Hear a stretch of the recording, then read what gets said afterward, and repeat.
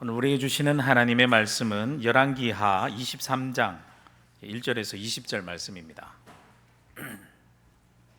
열왕기하 23장 1절에서 20절 말씀이 좀 긴데 저 한 절, 여러분 한 절 이렇게 교독하도록 하겠습니다. 23장 1절부터 말씀 봅니다. 왕이 보내 유다와 예루살렘의 모든 장로를 자기에게로 모으고 이에 왕이 여호와의 성전에 올라가매 유다 모든 사람과 예루살렘 주민과 제사장들과 선지자들과 모든 백성이 노소를 막론하고 다 왕과 함께 한지라.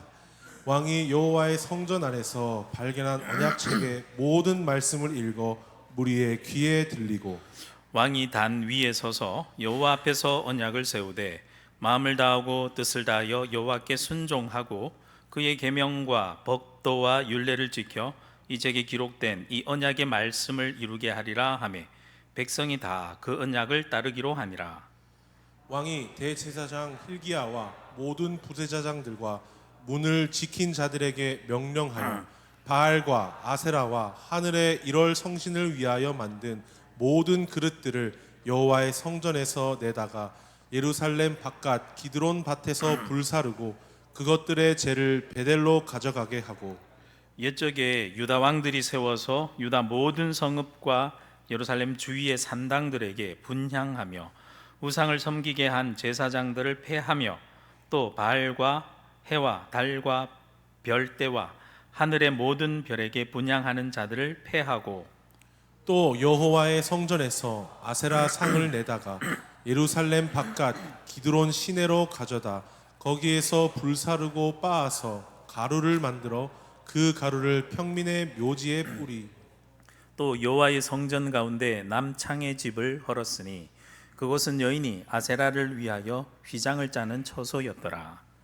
또 유다 각 성읍에서 모든 제사장을 불러오고 또 제사장이 분향하던 산당을 게바에서부터 브엘세바까지 더럽게 하고 또 성문의 산당들을 헐어버렸으니 이 산당들은 그 성읍의 지도자 여호수아의 대문 어기 곧 성문 왼쪽에 있었더라. 산당들의 제사장들은 예루살렘 여호와의 제단에 올라가지 못하고 다만 그의 형제 중에서 무교병을 먹을 뿐이었더라. 왕이 또 흰놈의 아들 골짜기에 도벳을 더럽게 하여 어떤 사람도 몰록에게 드리기 위하여 자기의 자녀를 불로 지나가지 못하게 하고 또 유다 여러 왕이 태양을 위하여 드린 말들을 제하여 버렸으니 이 말들은 여호와의 성전으로 들어가는 곳에 건처 넷이 나단멜렉의 집 곁에 있던 것이며 또 태양 수레를 불사르고 유다 여러 왕이 아하스의 다락 지붕에 세운 제단들과 므낫세가 여호와의 성전 두 마당에 세운 제단들을 왕이 다 헐고 거기서 빻아내려서 그것들의 가루를 기드론 시내에 쏟아버리고 또 예루살렘 앞 멸망의 산 오른쪽에 세운 산당들을 왕이 더럽게 하였으니 이는 옛적에 이스라엘 왕 솔로몬이 시돈 사람의 가정한 아스다롯과 모압 사람의 가정한 그모스와 암몬 자손의 가정한 밀곰을 위하여 세웠던 것이며 왕이 또 석상들을 깨뜨리며 아세라 목상들을 찢고 사람의 해골로 그곳에 채웠더라. 또한 이스라엘에게 범죄하게 한 느바세 아들 여로보암이 베델에 세운 제단과 산당을 왕이 헐고 또 그 산당을 불사르고 빻아서 가루를 만들며 또 아세라 목상을 불살랐더라. 요시아가 몸을 돌이켜 산에 있는 무덤들을 보고 보내어 그 무덤에서 해골을 가져다가 제단 위에서 불살라 그 제단을 더럽게 하니라. 이 일을 하나님의 사람이 전하였더니 그 전한 여호와의 말씀대로 되었더라. 요시아가 이르되 내게 보이는 저것은 무슨 비석이냐 하니 성읍 사람들이 그에게 말하되 왕께서 베델의 제단에 대하여 행하신 이 일을 전하러 유다에서 왔던 하나님의 사람의 묘실이니이다 하니라. 이르되 그대로 두고 그의 뼈를 옮기지 말라 하매 무리가 그의 뼈와 사마리아에서 온 선지자의 뼈는 그대로 두었더라. 전에 이스라엘 여러 왕이 사마리아 각 성읍에 지어서 여호와를 경노하게 한 산당을 요시아가 다 제거하되 베델에서 행한 모든 일대로 행하고 또 거기 있는 산당의 제사장들을 다 제단 위에서 죽이고 사람의 해골을 제단 위에 불살라고 예루살렘으로 돌아왔더라. 아멘. 예, 개혁한다는 것은 참 성공하기가 쉽지 않습니다. 사람들은 원래 변화하는 것을 싫어하고 두려워하기 때문에 개혁을 한다고 하면 반대가 아주 심하게 되죠. 개혁을 위해선 기득권과 싸워야 되고 또 오랜 간행, 묵묵히 지내왔던 관행들과 싸워야 하기 때문에 그렇습니다. 하나부터 열까지 모든 것을 다 바꿔 나가야 하고 그리고 또 바꿀 때마다 싸워야 하기 때문에 개혁하려고 하다가 그만 지쳐서 포기하는 경우가 참 많습니다. 그래서 개혁은 정말 어렵습니다. 하지만 그토록 어렵고 불가능할 것 같은 개혁, 그것이 드물지만 성공할 때가 간혹 있습니다. 왜 그렇죠? 하늘이 도왔기 때문에 그렇습니다. 그래서 개혁은 인간이 억지로 한다고 되어지는 것이 아니라 반드시 하늘의 도움, 우리는 믿으니까 하나님의 도움이 반드시 필요합니다. 마르틴 루터가 일으켰던 종교개혁도 마찬가지입니다. 하나님의 도우심이 있었고 그 도우심 때문에 성공할 수가 있었습니다. 모든 개혁의 성공이 반드시 역사의 주권자 되시는 하나님의 도우심이 반드시 있어야 한다라는 사실은 변함없지만 또한 한 가지 변하지 않는 사실이 있는데 그것은 그 시작은 반드시 한 인간으로부터 시작한다라는 것입니다. 정확하게 말한다면 하나님의 말씀으로 변화된 그 한 사람으로부터 시작된다라는 거죠. 오늘 말씀은 하나님의 말씀으로 변화된 그 한 사람, 누구죠?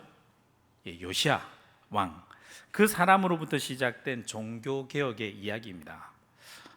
유다 역대 왕들 중에 가장 악한 왕으로 꼽히는 왕이 므낫세 왕인데요, 그 므낫세 왕을 이어서 왕이 된 아몬 왕이 있습니다. 그 아몬 왕도 악하기로 유명한데 그가 겨우 왕위를 물려받고 2년 정도 다스렸을 때 그의 신복들이 견디다 못해서 반역을 일으키고요, 그를 궁중에서 죽여버립니다. 그러자 그의 아들이었던 요시야가 왕위를 물려받게 되는데 그때 그의 나이가 겨우 8살이었습니다. 그런데 놀랍게도 그는요, 아버지와 할아버지를 안 닮았어요. 닮지 않아서 선한 왕으로 평가됩니다. 요시야 왕의 이름의 뜻은 여호와께서 고쳐주신다, 아니면 여호와께서 지지하신다, 여호와께서 격려하신다 라는 뜻으로 해석될 수 있습니다. 그의 이름 그대로 정말 하나님께서 그를 사용하셔서 유다 땅을 고치게 되고요, 그가 하는 모든 일들을 하나님께서 도우시고 지지하셔서 그 종교개혁이 성공하게 되는 것을 볼 수 있습니다. 그가 왕위를 물려받고 10년이 지나서 그가 18세가 되었을 때 여호와의 성전을 수리하라라는 명령을 내려요. 그 명령에 따라서 여호와의 성전을 이렇게 수리하다가 발견한 것이 있습니다. 그것이 무엇이었습니까? 여호와의 율법책이었습니다. 여호와의 율법책을 발견해서 요시야 왕이 읽는 그 자리에서 요시야 왕은 자신의 옷을 찢으면서 회개를 하게 됩니다. 그것이 바로 요시야의 개혁의 첫 시작이었습니다. 그래서 오늘 본문을 보면 세 부분으로 나누어 살펴볼 수 있는데, 먼저 첫 번째 부분은 1절에서 3절까지 요시야의 종교개혁의 시작, 어떻게 시작하는지에 대해서 나오고, 두 번째는 4절에서 14절까지 말씀으로 남유다 지역에서, 먼저 남유다 지역에서의 종교개혁이 어떻게 진행되었는지, 그리고 15절에서 20절까지는 그것을 넘어서서 북이스라엘 지역에까지 종교개혁이 어떻게 진행되었는지 설명이 나오는 부분입니다. 첫 번째 부분을 볼까요? 요시야의 종교개혁의 시작 부분입니다. 앞에 22장에서 율법책이 발견되었고 그 율법책을 읽은 요시야 왕이 즉시 옷을 찢으면서 회개했다고 그랬죠. 그런데 그의 회개가 혼자만의 회개로 그치지 않습니다. 1절 말씀해 보시면 왕이 유다와 예루살렘 모든 장로들을 함께 모이게 합니다. 개혁이란 것은 자신 혼자만 자신 혼자 무엇을 깨달았다, 그 깨달음에, 혼자의 깨달음에 그치지 않습니다. 다른 사람들과 반드시 함께 해야 됩니다. 개혁은 혼자 시작하지만 혼자서 끝나지 않고 점점 사람들이 함께 함으로써 그 개혁이 본격적으로 시작되는 거예요. 사람들을 함께 모은 요시야 왕이요, 2절 말씀에 보면 여호와의 성전에 올라갔다라고 말씀합니다. 여기서 개혁의 성격이 분명하게 드러나죠. 이 개혁은 지금까지 하나님과의 잘못된 관계를 내가 새롭게 할 것이다 라는 것으로, 바로 여호와의 성전으로 올라가는 것으로 그 개혁의 성격을 분명히 하는 거죠. 그러자 유다 모든 사람들과 예루살렘 주민과 제사장들, 선지자들이, 모든 백성들, 노소를 막론하고 다 함께 성전으로 모입니다. 거기서 왕은 여호와의 성전 안에서 발견된 이 언약책의 모든 말씀을 그 모인 모든 사람에게 왕이 직접 읽어줘요. 직접 읽어줍니다. 3절 말씀해 보시면 요시야 왕이 사람들에게 들려준 그 내용이 아주 자세하게 나오는데요, 요시야 왕이 잘 들리게 하려고 단 위에 서서 백성들과 함께 여호와 앞에서 율법책의 말씀을 함께 읽고 백성과 함께 그 언약의 말씀으로 새로운 언약을 세웁니다. 이렇게 말입니다. 마음을 다하고 뜻을 다하여 여호와께 순종하고 그의 계명과 법도와 율례를 지켜 이 책에 기록된 이 언약의 말씀을 이루게 하리라. 말씀대로 이루게 하리라. 그러자 모든 백성들이 다 왕과 함께 놀랍게도 그 언약을 따르기로 합니다. 하나님과 함께 언약을 갱신한 언약식이 그 자리에서 성립되는 거죠. 그로부터 요시야 왕의 개인을 넘어서서 이제는 온 백성들과 함께 참여하는 본격적인 종교개혁이 시작되는 것입니다. 이렇게 하나님이 일으키시는 개혁이란 것은 하나님의 말씀으로 변화된 한 사람의 변화로부터 시작되고 그에 그치지 않고 그 사람이 점점 수많은 사람들의 변화를 이끌게 되면서 많은 사람들이 그 변화에 동참하게 됨으로써 그들 모두가 하나님의 말씀 앞에 비로소 바로 서게 됨으로 개혁의 불길이 드디어 일어나게 되는 것입니다. 두 번째 부분으로 넘어갈까요? 남유다 지역에서의 종교개혁이 그러면 어떻게 진행되느냐 말씀이 나오는데요, 유다 왕의 개혁은요, 시작은 이것부터 시작했어요. 뭐부터 시작했습니까? 깨끗하게 하는 것, 없어야 할 것을 제거하는 것으로부터 시작했습니다. 여호와의 성전은 어떤 곳입니까? 거룩하고 깨끗한 곳이어야 합니다. 하지만 지금 현실이 그렇지 않았습니다.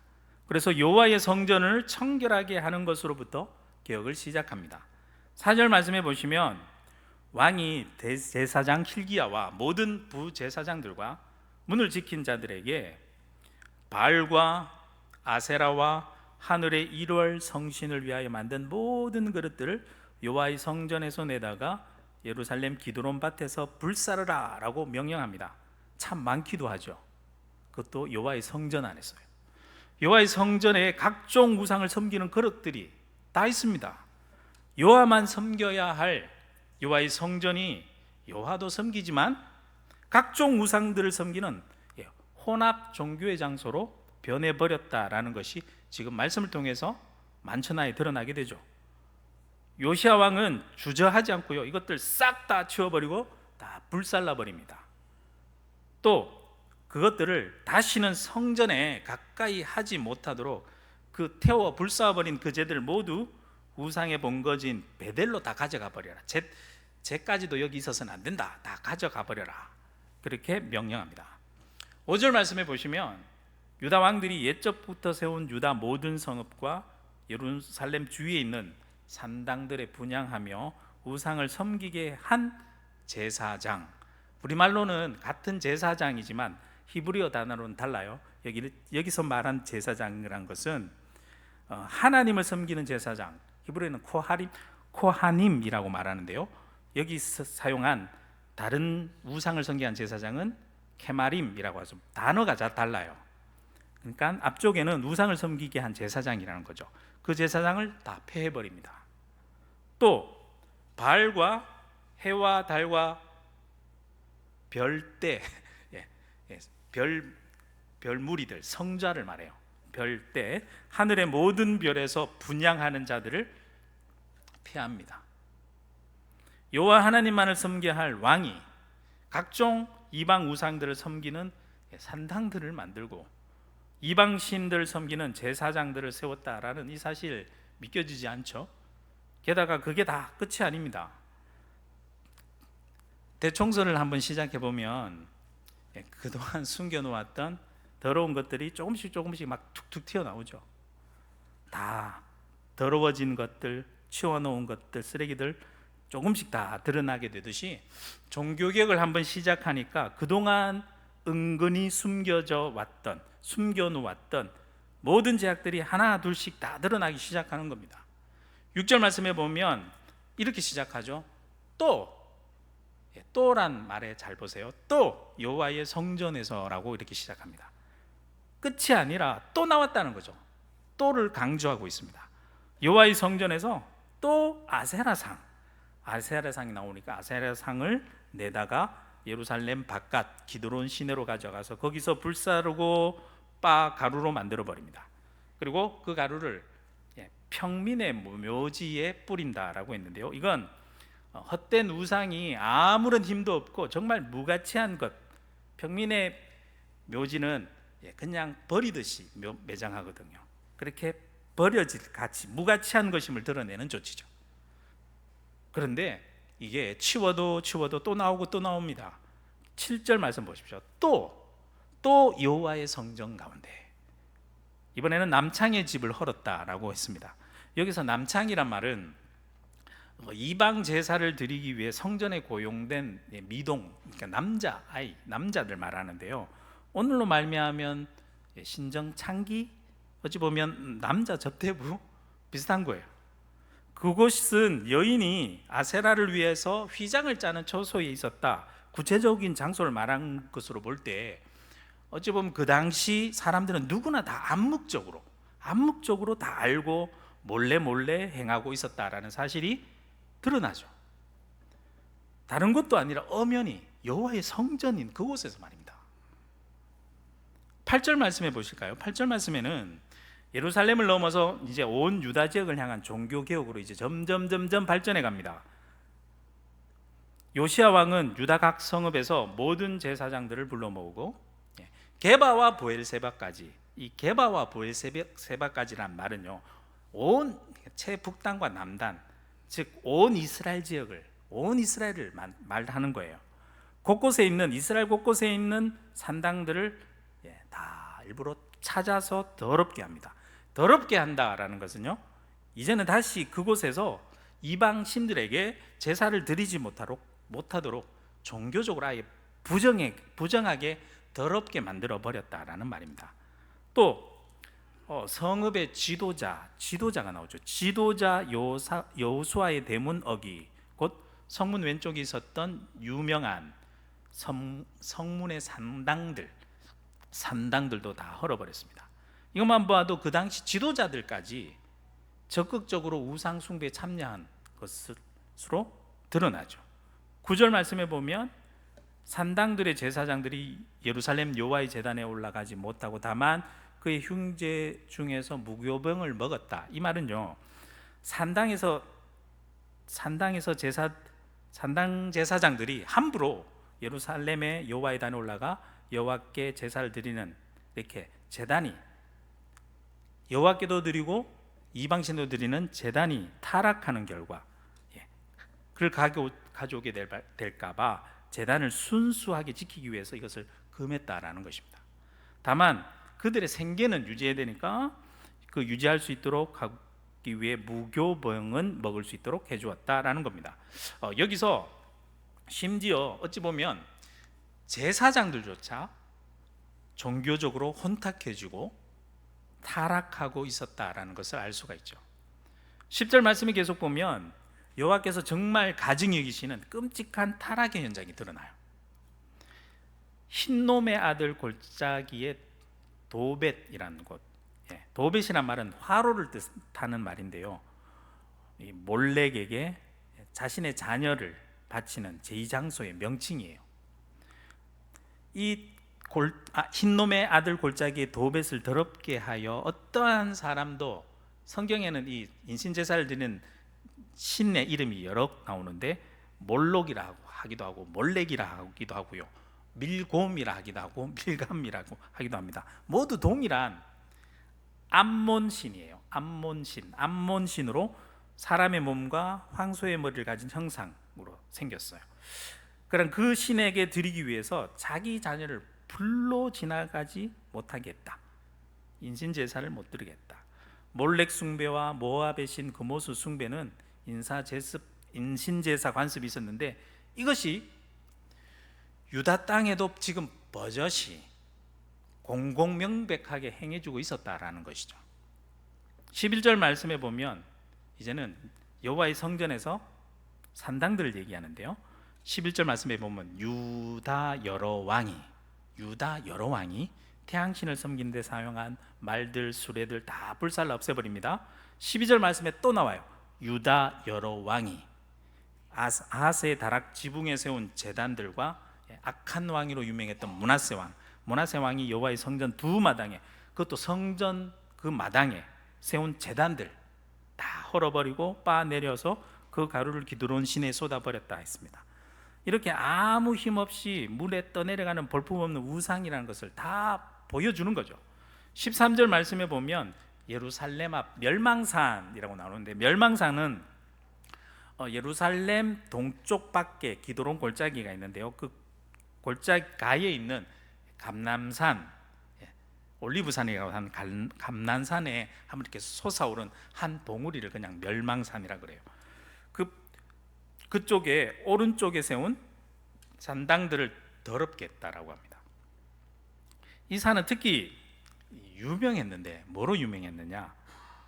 누가 세운 산당이란 겁니까? 솔로몬 왕이 세운 산당이란 것입니다.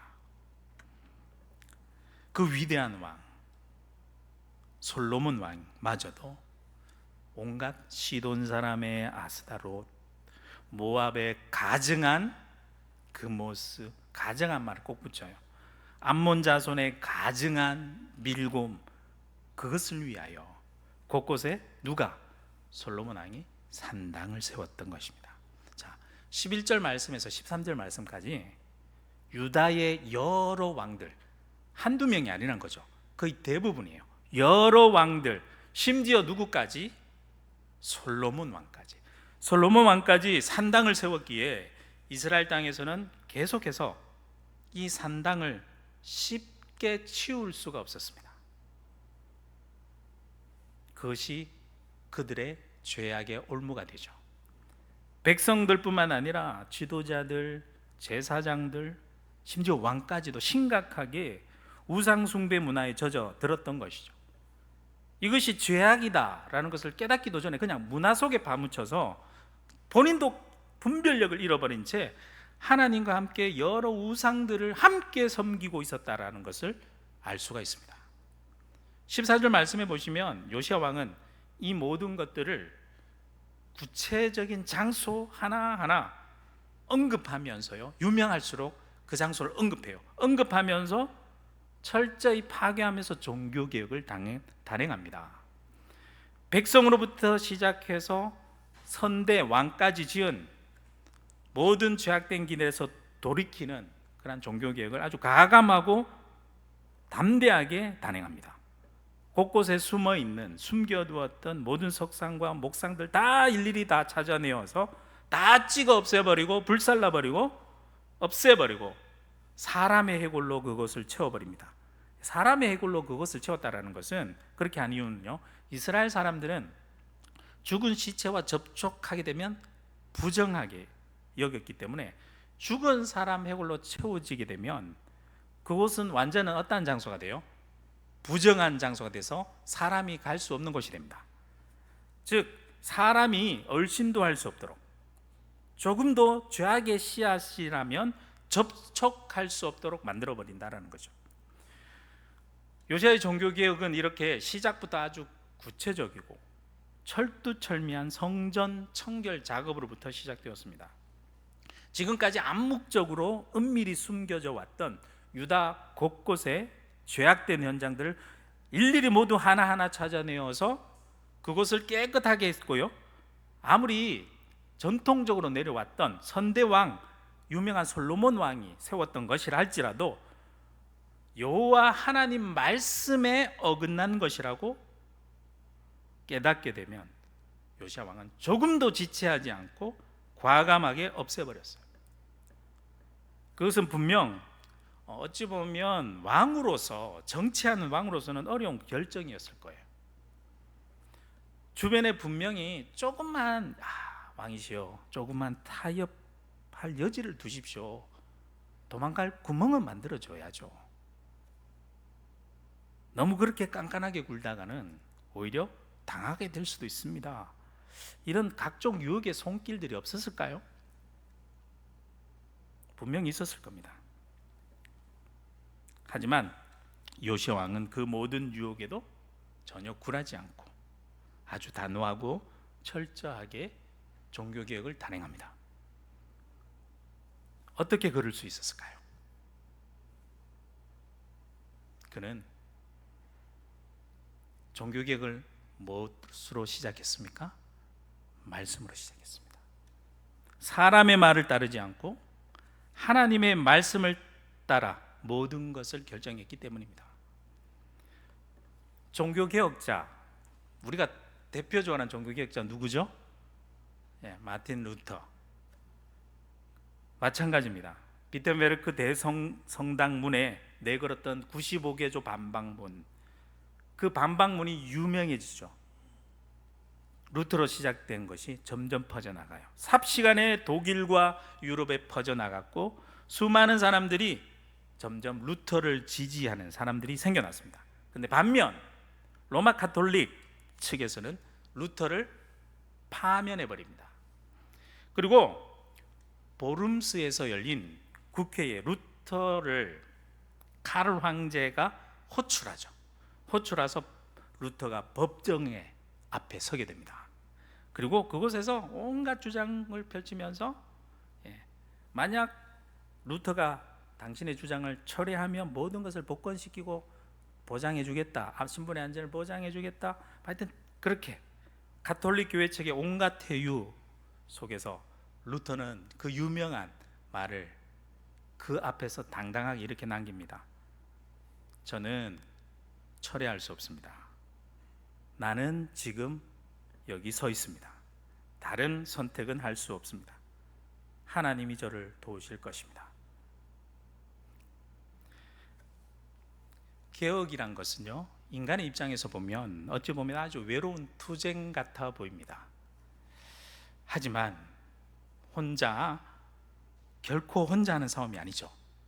나 홀로 하는 투쟁이 아니라 하나님과 함께하는 투쟁이기에 내가 끝까지 포기하지 않을 수 있고요, 어떠한 유혹에도 타협하지 않을 수 있고 끝까지 믿음을 가지고 해나갈 수 있는 것입니다. 루터가 그랬고요, 요시야 왕이 그랬던 거죠. 그러면 마지막 세 번째 부분, 이제는 유다 지역을 벗어나서 북이스라엘 지역에까지 종교개혁이 번져나갑니다. 이제 요시야 왕은 남유다뿐만 아니라 북이스라엘 지역까지 온 이스라엘 종교개혁의 박차를 가합니다. 개혁에는요, 나의 한계를 넘어서고 우리의 한계를 넘어서 우리 모두를 변화시키는 아주 신비한 힘이 있어요. 나의 잘못만 고치고 변하는 것, 그것으로만 그치면 그건 개혁이 아니라 개선일 뿐이에요. 나를 넘어서서 함께하는 사람을 변화시키고 세계를 변화시키는 힘을 가진 것이 개혁입니다. 요시야 왕은 자신이 속한 유다 땅을 넘어서 북이스라엘로 넘었습니다. 15절 말씀해 보시면 요시야 왕은 자신의 땅을 넘어서 북이스라엘에게 범죄한 느바스의 아들 여로보암이 베델에 세운 제단에까지 일부러 찾아가서 헐어버립니다. 또 그 산당도 똑같이 불살라버리고 빻아서 가루를 만들어버리고 아세라 목상도 찾아서 불살라버립니다. 16절 말씀에 보면 또 그 산당들을 또 부정하게 하기 위해 산에 있는 무덤들을 보고 부정케 하기 위해서 그 무덤에서 해골을 가져다가 제단 위에서 부정하게 만드는 거죠. 불살라버리고 그 제단을 더럽게 만들어버립니다. 아예 그것을 부정하게 만들어 다시 사람이 와서 제사를 못 드리게 하는 거죠.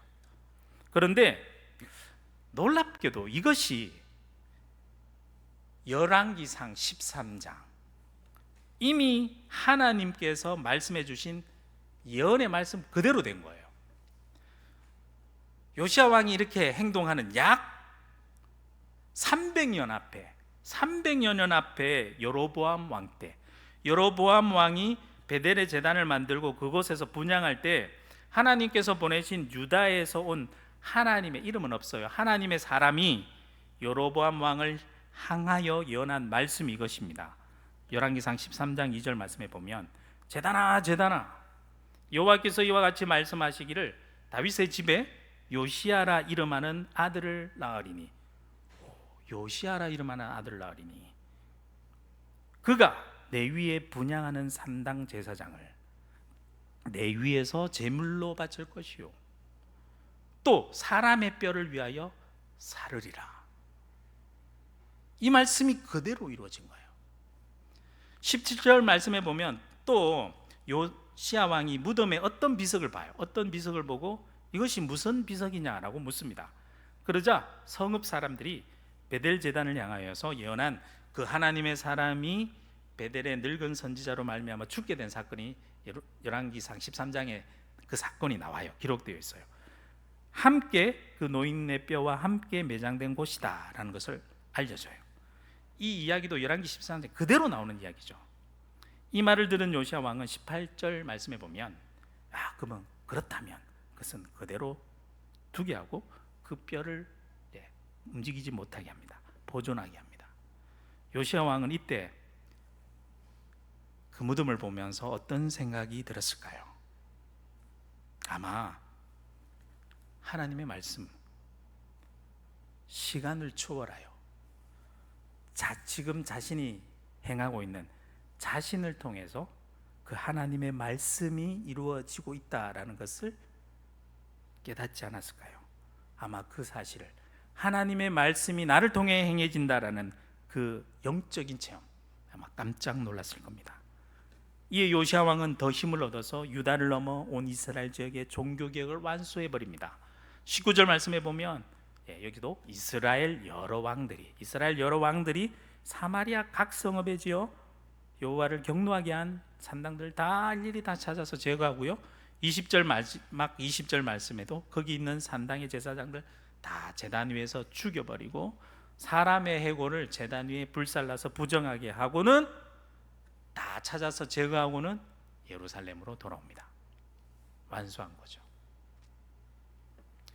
개혁은 일부가 변화되는 것이 아니라 전부가 변화되는 것입니다.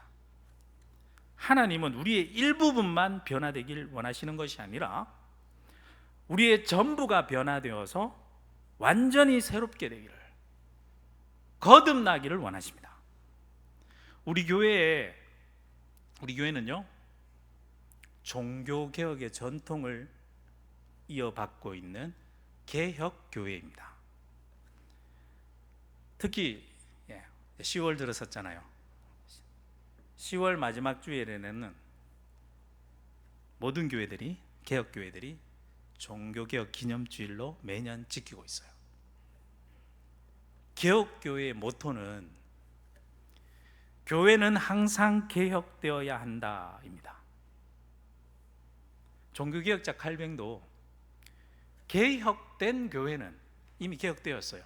개혁된 교회는 항상 개혁되어야 한다, 이런 말을 했어요. 우리는 항상 개혁되어야 됩니다. 우리 한국교회가 왜 생명력을 잃어버렸다고, 요즘 생명력을 잃어버렸다는 말을 많이 들을까요?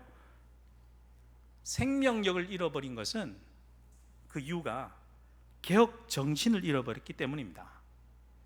개혁하지 않고 지금 상황에 안주하고 개혁을 멈추게 되면 그곳에 온갖 잡다한 것들이 우리도 모르는 사이에 아주 은밀하게 스며들어와서 우리를 죄악으로 타락하고 안주하게 만들고 죄악 가운데서 그냥 헤어나지 못하게 만들어 버립니다. 사람의 섭리는 그것이 편해요. 하지만 하나님은 우리를 개혁하게 하십니다. 그래서 우리는 개혁을 멈추지 말아야 돼요. 교회는 항상 개혁되어야 돼요. 교회는 항상 개혁되어야 된다. 교회가 뭐죠? 바로 여러분들이에요. 즉 우리는 날마다 개혁되어야 돼요. 우리의 삶이 개혁되어야 되고, 우리의 사용하는 말이 개혁되어야 되고, 우리의 생각이 날마다 개혁되어야 돼요. 다른 말로 하면 우리의 삶이 날로 새로워져야 되고, 우리의 말이 날로 새로워져야 되고, 우리가 하는 행동이 날로 새로워져야 돼요. 그렇다면 우리는 무엇으로 새로워질까요? 무엇으로 개혁할까요? 요시야의 개혁의 시작이 무엇이었습니까? 말씀이었습니다. 마틴 루터 종교개혁의 시작도 믿음으로 말미암아 살리라, 하박국 말씀과 그 로마서 말씀, 그 말씀으로부터 시작되었어요. 그래서 우리는 날마다 말씀으로 변해야 됩니다. 우리의 일부만 변하는 것에 만족하면 안 됩니다. 우리의 전부가 변할 때까지 우리는 날마다 항상 개혁, 변해야 됩니다. 자, 그럼 우리는 어떻게 변해야, 개혁해야 할까요? 오늘 말씀을 정리하면서 요시야 왕의 종교개혁을 기억하면서 정리해 봅니다. 첫째, 말씀으로 개혁해야 됩니다. 말씀이 개혁의 출발점이에요. 우리의 모든 시작을 말씀으로 출발해야 됩니다. 말씀이 중심이 되어야 하고, 말씀이 우리를 이끌어가야 합니다. 둘째, 말씀 앞에 선 철두철미하게 제거할 것은 제거하고 과감하게 없애야 합니다. 주님이 주신 말씀 앞에 선 어떠한 이유와 핑계를 대지 않고 절대적으로 순종해야 돼요.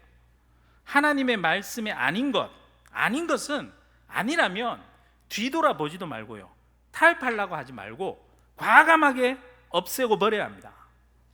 그곳에 더 시선을 두지 말아야 합니다. 그곳으로 향한 발걸음, 내가 아무리 끌린다 하더라도 당장 멈춰야 됩니다. 그리고 우리의 시선을 하나님께로 돌리고 주님께로 향한 발걸음을 지금 당장 내가 내디뎌야 합니다. 마지막 세 번째, 우리의 전부가 변화되고 개혁되어야 됩니다. 하나님께서는 우리의 일부만 원하시는 것 아니에요. 우리의 전부를 원하세요. 주님의 말씀으로 나부터 변화되어서 나를 넘어서고 우리의 주변을 변화시켜 우리 모두를 넘어서 전 세계를 주의 말씀으로 개혁, 변화시켜 나가길 소망하며 이 시간 말씀을 기억하면서 함께 기도하는 시간 되길 소망합니다.